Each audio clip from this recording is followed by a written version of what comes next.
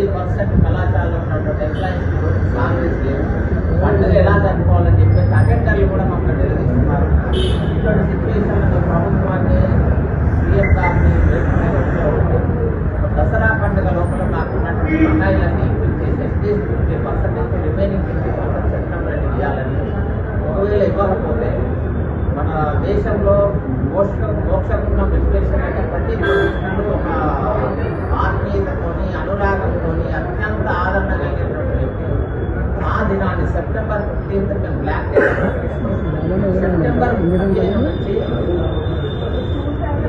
నిరవధికంగా కళాశాలను మూసివేయాలని చెప్పేసి అన్ని అసోసియేషన్ కలిపి డిసిషన్ చేస్తున్నాయి.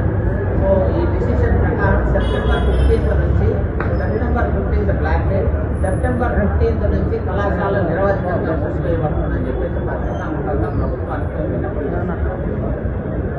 మా దాంట్లో ఈ అసోసియేషన్లో రాష్ట్రంలో ఉన్నటువంటి అన్ని ఇంజనీరింగ్ కళాశాలలు, అన్ని ఫార్మసీ కళాశాలలు, అన్ని ఎంబీఎంసీ కళాశాలలు, నర్సింగ్ కళాశాలలు, పారామెడికల్ కళాశాలలు, లా కళాశాలలు, బిఎడ్ కళాశాలలు, ఆర్కిటెక్చర్ కళాశాలలు అన్నీ కూడా ఈ అసోసియేషన్ల మెంబర్స్ అందరూ కలిసి నిర్ణయం తీసుకోవడం జరిగింది.